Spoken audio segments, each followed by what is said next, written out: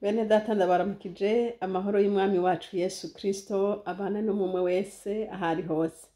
Muri kumwe na Françoise Habonayo, nshimiye Imana isubiye kumpa kano kanya kugira ngo dusangire ku majambo y'Imana canke dusangire ico umwami Imana yashize ku mutima wanje.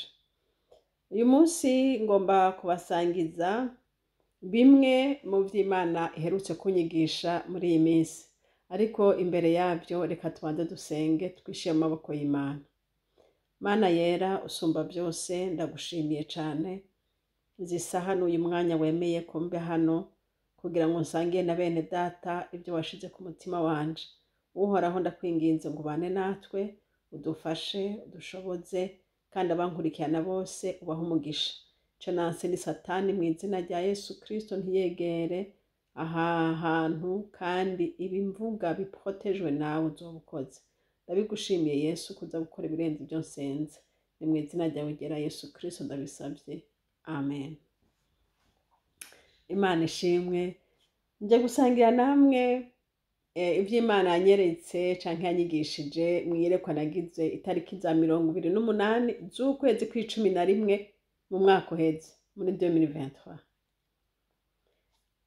Tariki ya 28 z'ukwezi kwa11 muri uyu mwaka uheze w'2023.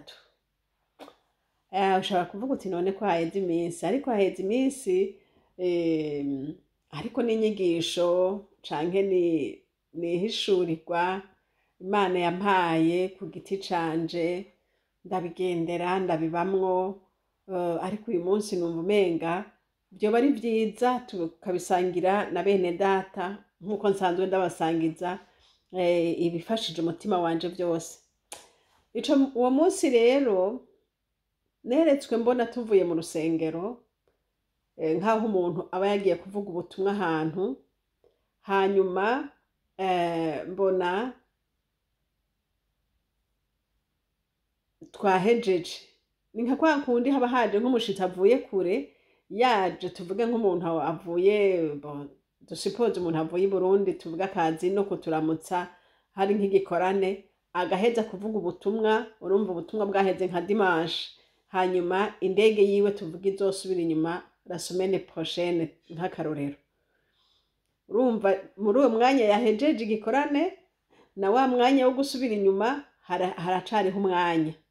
None uwo mwanya wo hagati umuntu awukoresha gute?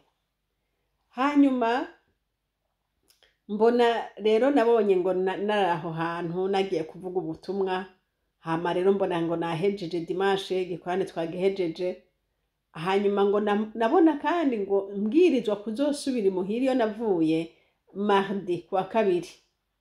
Urumva rero uwo mwanya wa guhera dimanche après midi kwa mbere nzoba ndi hehe, avamidi mbere yuko ntaha nzoba ndi hehe, ibintu nk'ivyo. Rero muri izo nzozi nca mbona ngo tuvuye rero kuvuga ubutumwa dimanche ngo turahejeje. Mbona ngo dushitse muhira, hanyuma dushitse muhira murabizi iyo umuntu ashitse muhira ingene yiroragisa, niba wari wambaye imvutano uca uzambura ukambara igitenge canke ukambara sinzi uko muhora mubigenza, ariko nyene uko bimeze kose ko wari mu rusengero si kuguma wambaye uko mpora ndabibona. Hanyuma rero dushitse muhira urumva ko nwaheje kwihindura, banyene aho hantu mba ngo baca barambwira bati ngwino tugende kuramutsa, tugende kuramukanya mu rugo rw'ababanyi. Numva bambwira gutyo. Hanyuma rero mbona ngo turagiye, uko twari tugiye rero nkuko nababwiye ingene umuntu yamaze kwambura za mpuzu yari afise ari mu rusengero, iniburaya hariho ukuntu nyene bantu bambara, ukambara nk'agakanzu gaca wambara n'agakora munsi, canke naho ukambara uko uvyumva. Hanyuma rero jewe nabonye ngo nambaye ngo nabona nkaho umenga nari nambaye agakanzu hanyuma n'agakora munsi, ariko ahandi naho nkabona muramazi byo mu nzozi, ahandi naho nkabona umenga nakenyereye igitenge ngaha, nakenyereye igitenge kwa kundi umuntu nyene aba yambaye ari muhira ahejeje kwambura impuzu zo mu bikorwa. Rero sinamenye aho hantu twagiye ngo kuramutsa ababanyi, ariko ntangazwa n'ukuntu dushitseyo nabonye nambaye.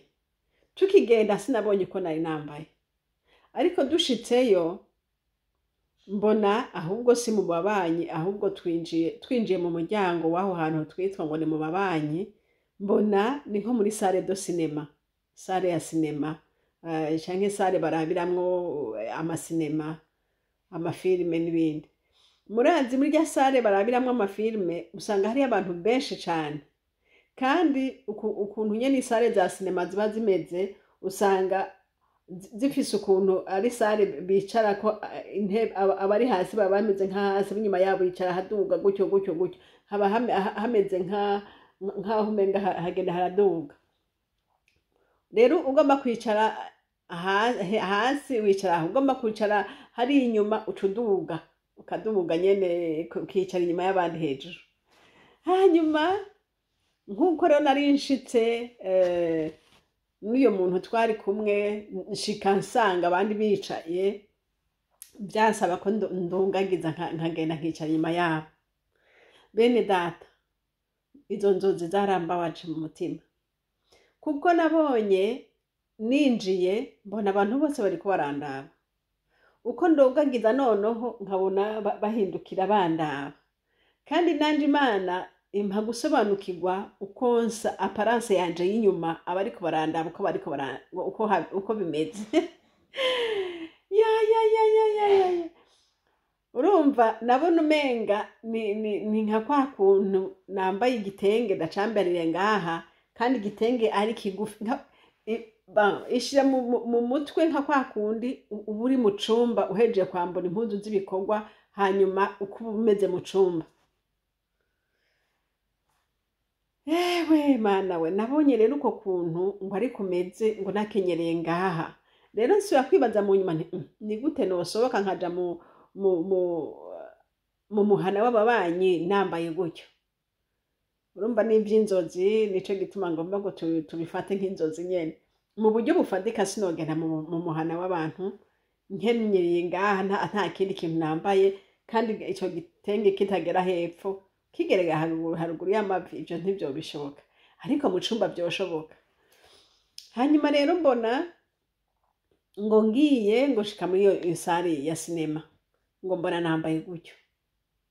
Hama muri iyo salle ya sinema noneho nsanga n'abandi benshi, bamwe bambaye amapantaro basize iminwa bigereza hariya, abandi bambaye amamini, abandi bambaye ibintu, abandi baba we ibintu. Ndavuga ni Mana we, aha hantu je ndahaje gute? Bishoboka gute? Cewe ko muri izi ahantu nkahaje ko ntahabona ntahabazwa, ariko ndahora. Mugabe icagiye kuntangaza, nasanze abandi bakristo bene data, abo twahora duhurira mu rusengero nabona basanze aho hantu. Ntangazwa rero no kubona nabo baje gute ngaha. Baje muri sinema nkuko nawe nje muri sinema, niko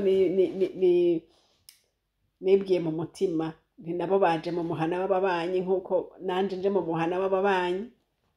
Hanyuma ndicara, nicaye, ariko uko biri kose hariho umuntu twari kumwe, kuko uwo onye yantwara mu muhana w'ababanyi n'uwo nyene twari kumwe, ca turicarana. Nshitse nicaye, urumva ko nicaye inyuma y'abandi, kandi nasanzeho hariyo n'abandi twahora dusengana canke ab'abakristo nabona basanzeyo, bamwe n'amazina yabo narayabonye. Hanyuma nicaye nza mbona haje uwundi muntu aca arambaza ngo Françoise, ngo uzova ino ryari? Ambwiye ngo uzova ino ryari, sinamenya ko ambariye ngo nzova muri iyo salle de cinéma ryari, canke naho nzova ino ryari mu buryo bw'uko naje kuvuga ubutumwa nkaba nahejeje, donc ngiye gusubira muhira.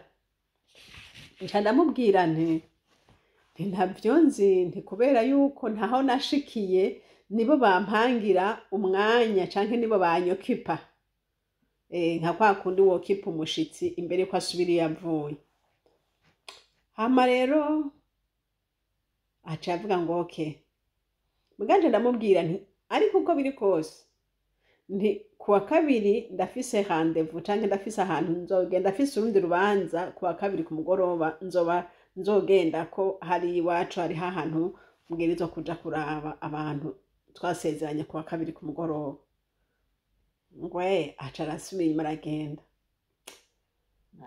Hanyuma uwo mwanya mbona turavuye muri iyo sare, tuvuyeyo ngo ngeze hanze nca nsanga nibagireyo Bibiliya. Ndavuga niyo ya Bibiliya yanje hehe, kuja kuyirondera sinasubira kuyibona. Ndababara numva ivyo bintu, numva sinzi ivyo ari vyo. Hanyuma mbona turavuye ngaho, mbona turagiye. Tugiye mu nzira turiko turagenda, ndababwiye nababare ntimwumve ko ari ivy'inzozi. Twavuye ngaho tudasubira muhira nkaho twari tuvuye, kuko urumva aho twari tuvuye wamenga ni hafi yaho. Mugabo urugendo twagenze nabonye tugenda urugendo nyene nkaho umenga tugiye ahantu kure. Rero mbona aho hantu mbona kwa kundi nari nambaye agatenge kakinyereye mu mabere, hama rero kagera haruguru hepfo y'amavi gatoya. Nza mbona imbwa ziraje, imbwa 8, 4 zikubita ku kuguru kumwe, izindi zikubita ku kuguru kundi, ziratabagura hahandi hose hadafutse gushika ahantu hagera amasogisi, aha hepfo hagera ku birato. Mana we, zambwa zirantatagura ku maguru yose, aho hose hatambaye zarantataguye. Mugabo nsubira kwibaza, none ko nari nambaye agakora munsi, ni gute kagakora kagiye hehe? Ntikashoboye kumproteje, ntikashoboye agakora n'akantu bambara k'agapantaro gafashe gose, gafashe ku mubiri, abakazi barakazi, umuntu akunda kwambara kugira nyene umubiri ntuboneke.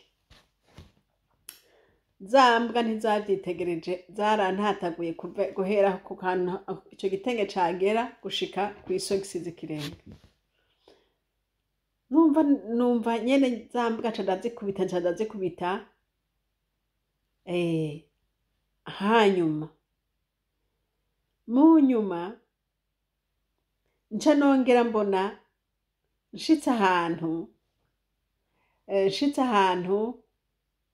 nsanga mfise ibintu vyinshi cane mu ntoke. Hanyuma rero ivyo bintu vyinshi nari mfise mu ntoke, mbona mfise indobo. Hanyuma ivyo bintu nabona umenga ni ibitabo, nca ndabitereka mu ndobo. Ndabishize mu ndobo, noneho ya ndobo ndayiterura biranka kwiva hasi, ndayiterura biranka kwiva hasi. Mbona abantu benshi cane bariko barandengana bagenda bagenda. Bene data, ubwo rugendo rwambereye rurerure, ariko mwihangane ndaza kubabwira ico Umwami Imana yanyigishije. Ivyo bihavuye mbona noneho nshitse muhira. Nabona nshitse muhira nyene nkaho nshitse muhira iwacu, apana muri ya muhira hahandi hamwe nari mvuye, oya, nabonye nshitse muhira iwacu. Hama rero ngo nshitse muhira iwacu aho mba, nsanga isaro yacu yarahindutse, nsanga isaro yacu ngo isa neza, ni gatoyi mugabo ngo gasa neza cane, kari bien décoré. Hanyuma wariko mbona nko kwidirisha nkaha ngo hariho ikirobo, hariho ikintu giteretseho, ngo nyakirobo kica kirambwira ngo njana muri toilette. Bene data, kimbwiye ngo ndakijane muri toilette caribaza none muri toilette hari yiki, kumbe muri toilette hariyo akantu data wera we, murabizi agapubere bakunda gushiramwo nk'imicafu nk'iyo papier de toilette yaheze kajya akantu nyene mutereke dushiramo umucafu. Hama rero ivyo birahera, mvuye muri ivyo vyose nca ndikangura. Muti none ivyo vyose Françoise, ivyo vyose tubariye ni biki, bisobanurwa gute? Ni biki tubariye? Canke uti bitubariye kubera iki ivyo bintu umenga ntibigira amaguru ntibigira amaboko? Birayafise. Ni naco gituma hari haheze iminsi myinshi ndabifise ndabimbamwo mugabo ntarabisangira n'abandi, ariko uyu munsi mbonye ko ari vyiza ko twobisangira namwe. Nagomba ndababwire ngo umuhana w'umubanyi,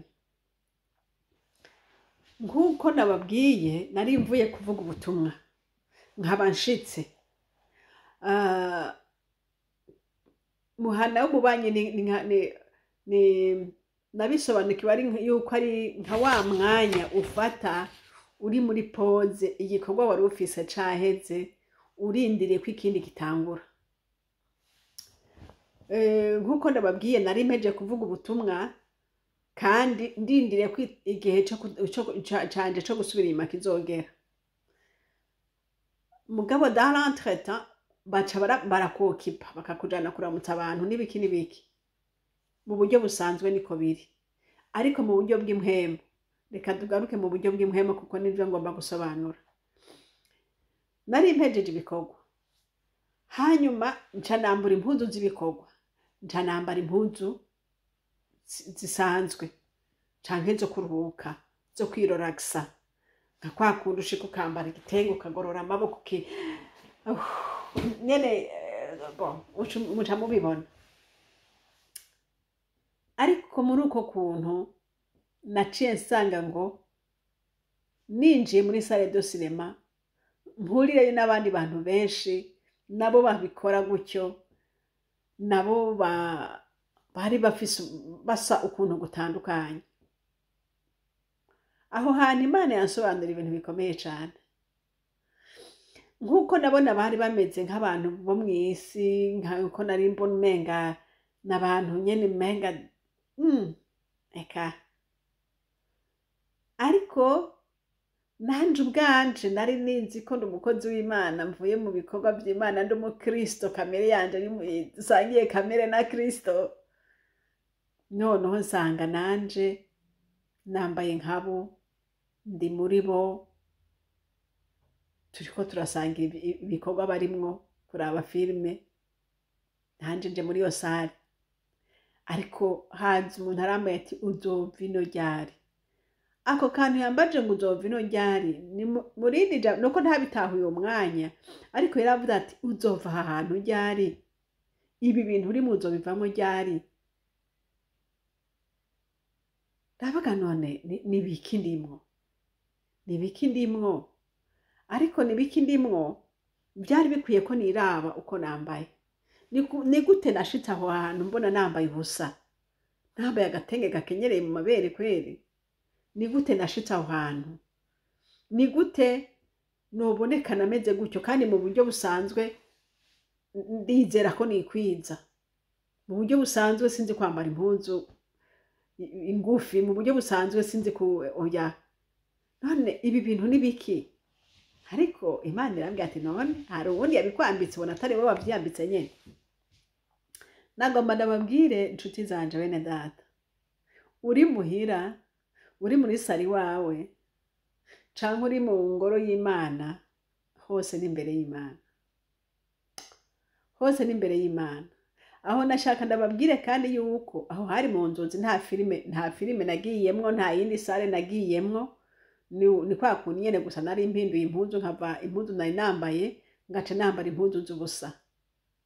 ni nka kwa kundi uhora uva ahantu uvuye mu hantu ukaja muri dushe hama ugaheza uvuye muri dushe ukaca wambara agasengere uri umuntu w'umugabo ukicara muri saro.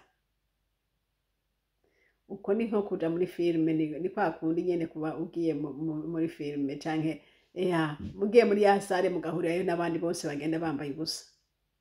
Ni nka kwa kundi ushobora kuba uvuye mu bintu uri umugore ugashika wambara akantu impuzu nyene utosohokana ahantu, ariko ukayambara kandi ukicara muri saro, abana mugakina, mugabo akaza, abashitsi bakagusanga uko. Bene data, ibyo bintu ntibikwiriye. Ibyo bintu ntibikwiriye ku muntu yitwa ko ariko araja mu ijuru. Ikibazo nabajijwe ngo uzova ino ryari, nanje ndakikubajije, ibyo bintu uzobiheba ryari? Nahishuriwe ngo uko twambara turi imbere y'ishengero, niba uvuga uti imbere y'ishengero ndikwiza, imbere y'Imana nkwiye gufuka ubwambure bwanje neza nkikwiza, ndakumenyesheje yuko naho uzoshika imuhira, simvuze ngo gume uvuta, ariko naho uzoshika imuhira na ya mpuzu yo kwihindura yo muhira aba ari impuzu igufuka ubwambure. Mwene data nshuti y'umusaraba, aba ari impuzu igufuka ubwambure, aba ari igitenge kigukwiriye kigufuka, kuko muhira siho twagenewe kumera nk'abantu batisoneye. Oya, muhira siho twagenewe kwerekana ubwambure bwacu, abana bacu baturaba. Oya, ariko muhira twambara twikwiza nk'abantu b'Imana nyene. Kwa kundi umuntu ashaka kugusanga muhira akwiye kugusanga wambaye neza, nka kwa kundi ahora gusanga mu rusengero wambaye neza. Imana ishimwe. Ako turakumvikanye ko bene data, urumva ko ari inkebuzo ya muhemu yera. Ibyo ni muhemu yera abitwigisha, nta handi ndabyumva bavyigisha kiretse umuntu wese ku giti ciwe ingene agenda aravyigishwa n'Imana. Ariko nagomba ndabereke ukuntu Imana yanyeretse. Muri izo nzozi nabonye ngo nkenyeye igitenge, nk'uko kuntu nyene umuntu yoba agiye kuraba umuntu w'umubanyi, mbo ari nk'ahantu hafi mu rugo. Ntibisaba ko umuntu ashaza cane, mugabo kandi ntibisaba ko umuntu aba gusa. Nico gituma nabonye ngo mbona nkenyeye agatenge, nkigiye muri uwo hanze nabonye nkenyeye agatenge, hanyuma munsi hari yo kola kugira ngo mfuke ubwambure. Ariko ngeze muri ya sare, ya kola ntiyasubiye kuboneka, ahubwo habonetse ya idiye hejuru nahigera gusa. Murankurikira? Hari abantu biyumvira ngo bambaye amakola ngo ntaco, ngo wafutse ubwambure. Mwene data, nagenda kubwiye yuko ikola ni impuzu yo munsi. None impuzu yo munsi nico kimwe ni kareso yo munsi, mbabarire. None impuzu yo munsi niyo wibaza ko ari igufutse kandi ari yo munsi. Uko kuntu nabibonye byansobanukiye yuko kuvuga ngo ufise impuzu yo munsi, ijya mpuzu yo munsi ntaco ivuze niyo munsi nyene, ariko iyo hejuru niyifuka. Niba wambaye ako kantu kagakora munsi, ambara n'ikanzu igafuka, kuko kajya gakwiye gufukwa kuko ni impuzu yo munsi. Ntabwo nta na rimwe impuzu yo munsi ikwiza kugenda iboneka hejuru. Ibyo navyigishijwe na muhemu yera. Nico gituma ndababwiye nti je partage ibyo Umwami yampaye, nsangira namwe ibyo Umwami yanyigishije. Ino mu bihugu by'Uburaya abantu baravuga ngo no, ngo harakanye, ngo none rero ngo nta kuntu ngo umuntu ngo yogenda amaguru ari hejuru. Nivyo harakanye. Nico gituma twambara ikintu gishushe. Ariko icyo wo kwambara cose, renza ko iyo mpuzu. Renza ko impuzu, ifuka impuzu yo munsi. Niba wayiharuye ko ari impuzu yo munsi, fuka iyo mpuzu yo munsi. Natangajwe n'ingene nagiye kubona imbwa zifata aho hantu hari iyo kola, ziratatagura. nanje nabona umenga harafutse, ariko aho nyene aho ziratatagura. Mwene data, ibi ndiko ndakubwira nivyo umwami yanyigishije. Kuva ubwo nca ndavuga nti mwami Yesu, amaraso yawe amboneke ko umbabarire. Hari ibintu byinshi cyane umuntu agenda yiga ngo kubera yuko ngo abo bantu ino bameze gutya ngo urumva rero ngo utameze gutya ngo cuboneka kuri umushamba ngo cuboneka ko wumve. Nagomba mbwire mwene data ashobora kwiyumvisha ko ngo none ngo wambaye gutya niho babona kuri umusirimu, ngo wambaye gutya niho baboneka kuri umushamba. Nagomba ndababwire ngo ubusirimu n'ubushamba nta na rimwe uzokwambara ngo urusha abandi kwambara, ntibishoboka. Ico uzokora petetre uzokora kugira ngo use n'abandi, ntube marginalize mubo muri kumwe. Ariko gusa n'abandi naho navyo nyene si vyiza, kuko ushaka gusa n'abandi musa nabi. Ariko dusa n'abandi dusa neza. Imana ishimwe. Kuva ubwo rero naciye mvuga nti ko ari uko, Mana we umbabarire kuko sinari ndabizi. Urumva uko kuntu Imana yaciye ibinyigisha ati kwambara nk'uko, naho uri muri sari wawe ukambara nk'uko, usa na babandi bambaye kwa kundi wabona hariya muri sinema. Bajya nyene murasa, kujya nyene wababonye murasa, muri pake imwe. Ndiko ndabwira mwene data ariko araja mwijoro kugira ngo twitunganye twiyeze. Twiyeze twitunganye. Ako kose umwami Imana kubarira kuko kwitunganya witunganye. Hari ikindi kintu nabonye. Abantu tugenda turiga, ushitse nk'ahantu bwa mbere ukumva umenga ngo gukora gutya nivyo vyerekana ko wamaze gushika aho hantu. Mwene data umve nkubarire, Yesu twaronse ntahinduka. Yesu twaronse ntahindurwa na circonstance canke ntahindurwa naho ugeze. Oya, Yesu ni wa wundi. Niba yanka icaha akacanka uri muri Aziya, aracanka n'igihe uzoba ugeze mu Rwanda, aracanka n'igihe uzoba ugeze mu Burundi, aracanka n'igihe uzoba ugeze muri Sweden. Icaha citwa icaha, kandi Imana ntihinduka. Imana y'i Burundi niyo Mana y'u Rwanda, niyo Mana yo muri Europe, niyo Mana kuko niyo yaremye iyi si n'ijuru. Nico gituma aho uri hose mwene data nshuti yanje ukwiye kwirinda ntugwe mu vyaha. Hariho ivyaha vy'intara, narabibonye. Hariho ivyaha vy'intara. Nico gituma ugenda ahantu ugomba gusa n'abaho. Ariko ni wagomba gusa n'abaho, urabe ntubugiye gusangira ivyaha vyaho. Ntubugiye gusangira nabo ivyaha vyaho. Hariho ivyaha vy'intara. Ivyaha vy'intara jewe narabibonye. Hari igihe nigeze kuba ahantu, hanyuma aho hantu bakaba bakoresha nyene muri kamere kabo canke muri culture yabo bafise ukuntu bameze. Nanje rero shidahashitse ncagomba kumera nkabo, bya bindi bavuga ngo ni integration, ngo nukwiintegra, ariko nsanga wapi. Oya. Merukuri, senga Imana usenga, izera Imana wizera, erekana agakiza wamenye mwene data aho uri hose. Nsubiremwo mu muhana w'umubanyi, ashobora kuba mu cumba cawe, ashobora kuba ari hanze uri kuratembera ata bintu officiel urimwo. Kujya wisuganya ugiye mu bintu officiel, ukisuganya uswanya imvugo uza gukoresha, aba ariko uyiswanya uri kuravugana n'uwo mwicaranye, aba ari kuyiswanya uri kuravuga utera inkuru.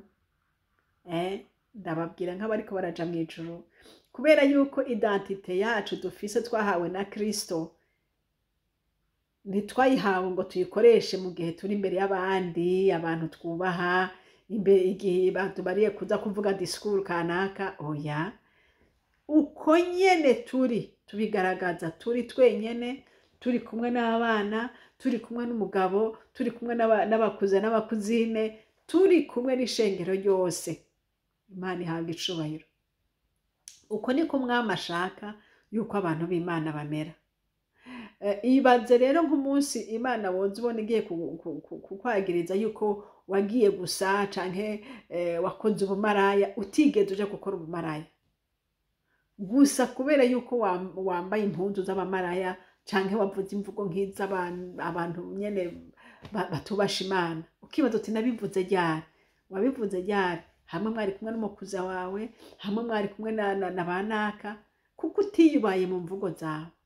Rero ibi bintu ntibishaka kudutera ubwoba, ariko bigomba kutwibutsa ngo ko turi abakristo, turi abakristo, ntituri abacu, dufise ba nyenebo, turi bene Mana, dufise umwami yatwiguze.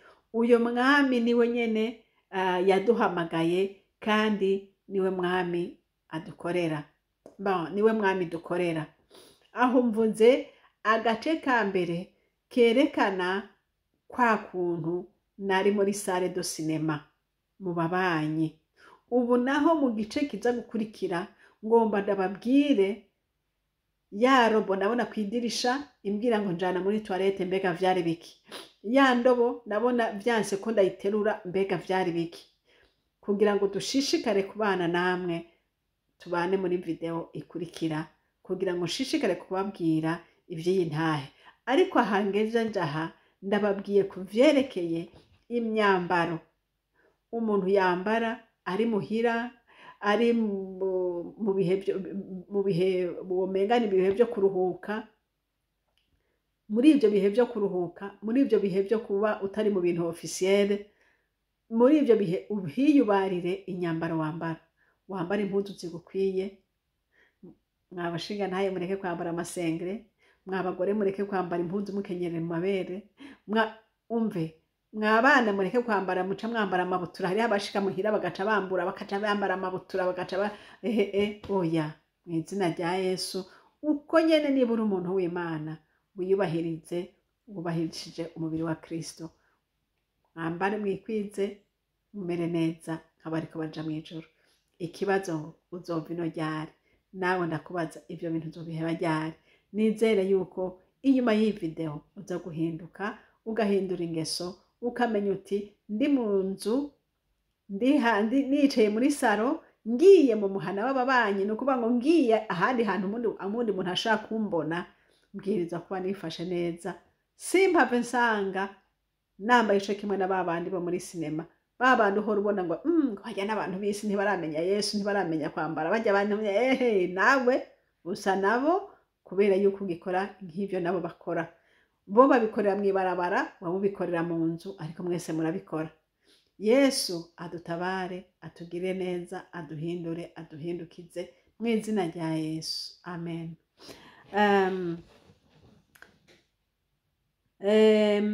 Nagomba dusangire iri jambo imbere yuko kumbure tuza kuja kuri video ikurikira. Dusomire ijambo mu Baroma 14. Abaroma 14 rishobora kudufasha muri ibyo byose tuvuze.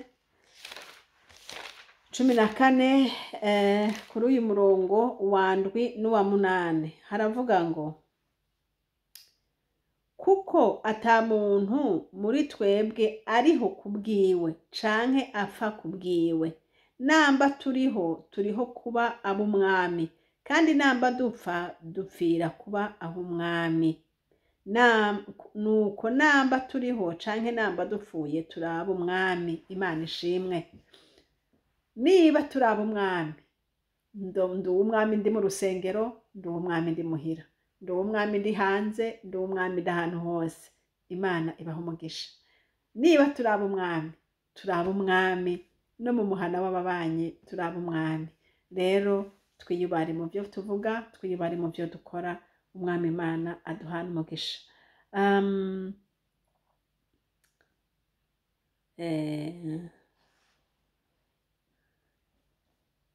Aho ngombye navuze ku by'imyambaro, ariko kandi niba turaba umwami no mu mvugo nabyo, no mu mvugo nabyo, no mu mibereho nabyo, byose twerekane ko turaba umwami.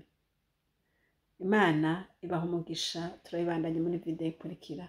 Mwari kumwe na Françoise Habonayo. Nimero za telefone ni +46 768 0065 46, kandi iyi chaine turiko ni Chaine Habonayo. Imana iduhane umugisha. Amen.